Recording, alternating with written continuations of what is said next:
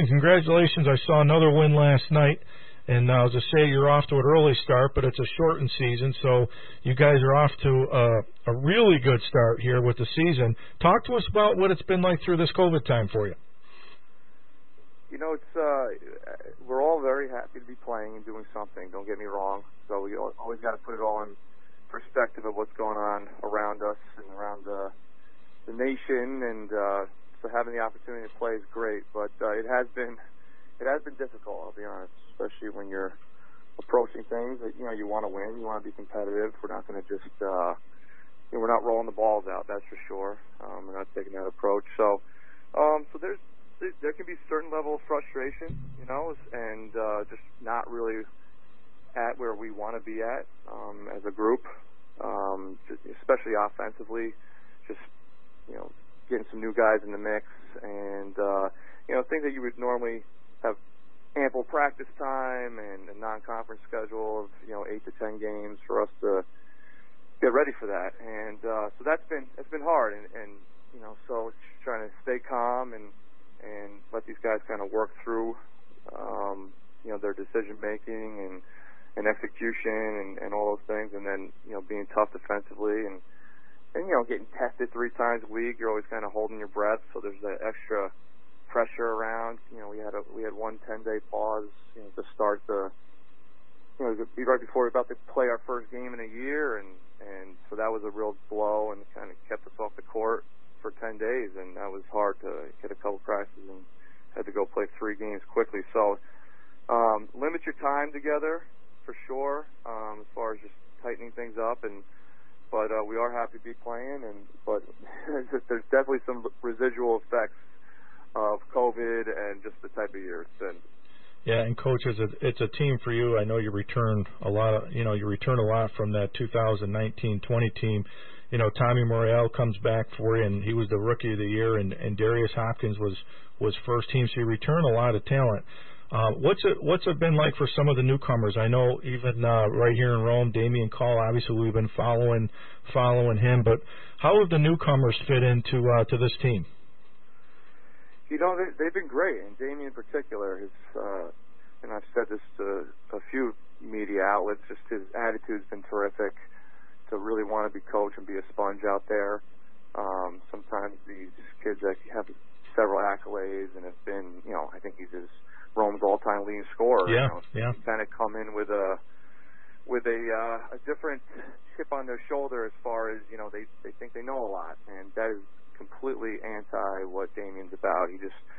He's learning, he's humble, and he's one of 4 or 5 guys on our team that are their high school's all-time leading scorers. So I think people need to understand what he's coming into, and he needed to understand that when committing here, that there are good players, older players here already. And so he just does things athletically that are just off the charts, and his future here is extremely bright. He could be just an all-time great here, and he's got the mindset and the work ethic, I can tell already, to do that and accomplish a lot, and maybe play for a little while after his 4 or 5 years here. So, you know, he's been great, and but it has been difficult. You know, again, just a lack of time on the floor. Like last night, Sage went zone, about 10 minutes left in the game. We were up 18, and kind of jumped us a little bit. You know, we had handled it well in the first half, but Damien and some other younger guys happened to be out there, and just really, you know, difficult, extended 3-2 zone, and we just have not had the time to really work through the nuances of what we want to do offensively against that. So that affects some of these guys as, you know, just a really difficult spot to be put in, and next thing you know, it went from 18 to 6, I believe, and a little panic, and guys, you know, steadied the course, so we had to go throw some older guys back out there a little quicker than we wanted to, but that affects those young guys just because of the lack of time we've had really in teaching and coaching them. And Coach, you've really, in your short time at UC, you've really elevated this program, and I remember talking to you after that monster win over Hamilton College. What's really been the biggest thing for you in this program, you know, since you've taken over to where you're at now? I mean, it's just, you know, we want to be good, and we want to recruit players that want to be really good. And there's there's a self-sacrifice in choosing to come here, that you're going to play with other good players, retaining those players, keeping them here, and if you don't want to be worked with and coached and put in a lot of time, then this is probably not the program for you. You know, if you want to go elsewhere and play 30 minutes and be very mediocre places, you know, we kind of lay that out very quickly. Like, you know, you could be the man somewhere else. But so just that mindset again of getting over ourselves very quickly, as much as we can in today's society. Just bring, you know, that lunch pail to the practice every day and trying to get better.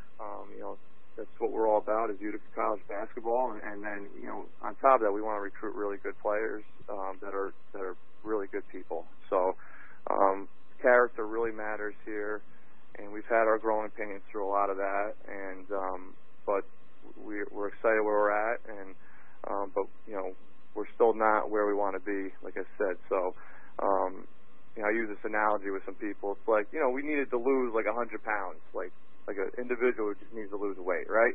Those first 60 to 80 pounds, just by changing some habits, you know, walking more, eating better, getting off your butt a little bit more, you know, you're going to lose those pounds pretty quickly. So we're getting down to those 10, 15 stubborn pounds that are just really difficult to get off, and those are the hardest times, and you know, they take the most detail and attention to, and so that's kind of where we're at. And a COVID year like this makes it hard to continue to do that, but, you know, we're going to put in the time to do that. So. And Coach, you guys will finish up with 2 against Elmira, who you beat pretty soundly early on in March. You'll play 1 there and 1 back home here. Is the Empire 8 Conference tournament, is that still on? Are you guys still going to be able to play in that? It is. Yep, and it was extended to 6 teams this year. So one of the few conferences in the country where we only get 50% or less of our conference teams in a conference playoff, which we're trying to push to be extended for past this. It's typically 4 out of 9 get in, which makes every game so important in the league. You know, it'll be 6 teams. So yeah, we'll finish up with them. Always a tough trip going out to Elmira, especially on a weekday. They play very hard. It's always a scary place to go, and you know, certainly not looking past them, playing them twice. But if we lock up a 3 seed, which is looking probably likely just with what's remaining with other teams, and you know, we'll probably get that 3-6 or 4-5 home game here, playing a home game to start that Tuesday after. And I don't know the last time there's been a playoff game here at Utica College, so it's so we're excited to potentially have that opportunity. Well, Coach, continue your college hat here, and I want to talk. We've had Ryan Blackwell we just had on, and I had Scott Petoniak, who is a Syracuse alum. He's from right here in Rome. What does Syracuse have to do tonight to get by Houston? Rebound. Those guys are animals, Houston, and they play so hard. Coach Sampson, those kids they go after it, and that might be their best offense. I think there's some pretty solid stats and figures out there of how many of their misses that they can go offensive rebound that are pretty incredible. And you know, the zone is the zone, and it's going to probably force a ton of misses out there. But you know, that's the tough part about playing zone. Obviously, when you do it all the time, you're better at it. But rebounding, you know, defensive rebounding out of your zone it's always difficult not being matched up. So I haven't watched a ton just because we're so in the thick of things ourselves right now, but I just know how hard they play. And, you know, of course, if you make shots, things get a little easier, and it's not as much of a grind. And Orange have been shooting it really, really well, obviously. So that's if you can rebound, you know, they're gonna force misses with the zone. It's gonna mess with people in the tournament, but rebounding and make some shots, I think they'll be okay. Yeah, and that's the common theme from all the calls today is Syracuse has got a rebound against a really, really good athletic team in Houston, and I've echoed it, but Kelvin Sampson's done a fantastic job there. His style of players really fit well I think Syracuse finds a way, though. I think the zone, finds a way, and I think I'm looking forward to seeing hopefully Syracuse and Loyola. But I'm a Zags fan, so I got my Zags going all the way. There you go. Not a bad choice right now. Hey, Coach, this is Coach Pags. A couple of questions for you. First, I mean, obviously, being a Notre Dame guy and the assistant over there, we always get accused of recruiting. So I want to take my first pitch at your son. So is he coming to Notre Dame? I mean, you can make the announcement right now if you'd like. Yeah, at this point, what would be, what class would that be? 20, 30 something? Yeah, we're always planning ahead, so we'll take that. Yeah. No, he might be a midget. I know Coach Medicis is always on me for that, so he's like, "Oh, you're always making your pitch," but hey, you might as well, right? The other question is, obviously, I got to see your wife coach this year a little bit at Notre Dame in her first year. What is it like to have? I mean, obviously, she's from a basketball family. Her dad's a coach, or was a coach. What is it like to have two head coaches at the dinner table every night, and what are those discussions like sometimes in the household? If we ever get to the dinner table, that's the thing. That's true. But no, we definitely have our gripes about some things. We have common themes amongst today's youth.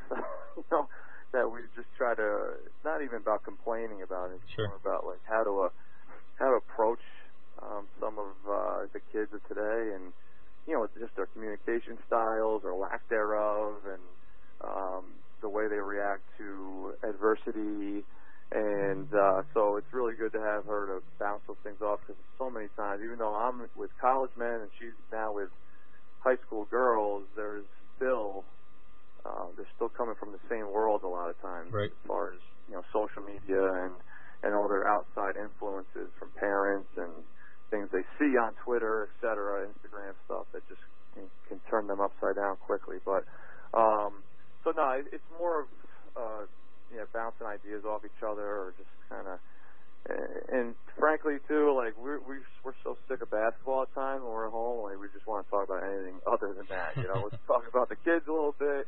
I'll go watch some more basketball. She's not a big, once she's out the gym, she's not really following a whole ton, because she's doing her mom stuff. But no, it is an interesting dynamic for sure, and we get those questions a lot. But it's not as much X and O's as you think. Yeah, it's funny because we were coming off the gym one day after one of her practices, and she had her big whiteboard that she uses to put all her notes on and drills on, and a couple of our guys walked out and they looked at the board and their eyes lit up. And they're like, "Coach, is that for us?" And we're like, "No, it's Coach Coffey." So they're like, "Oh, thank God," because I don't know if we can remember all that stuff. She has a lot of stuff on her boards, and our guys were a little overwhelmed when they saw. I was like, well, maybe we should get Coach Coffey to coach you guys a little bit. Maybe that would help. She's detailed, and that's her father and her who's still coaching at CBA in Albany. So he was over the house last night. Actually, our daughter's birthday last night, so they made a surprise trip. But nice. Yeah, that's her father. Yep. Well, Coach, listen, we always like having you on. Sorry we got a short time with you today, but good luck the rest of the way. We'll be following you. Absolutely. And just one thing, guys, wanted to pass on our condolences to the Milner family, whose daughter Jasmine passed last week. Rome people. Musco, who's our campus director of campus safety here. He's been with us shoulder to shoulder through our own tragedy that we had this past summer, and all social injustice issues. 3-hour, 4-hour Zoom calls multiple times, is hearing our guys out, shedding tears with our guys. So we just want to show our solidarity with him and his family's time of need, and we love the guys. So we're just praying for them.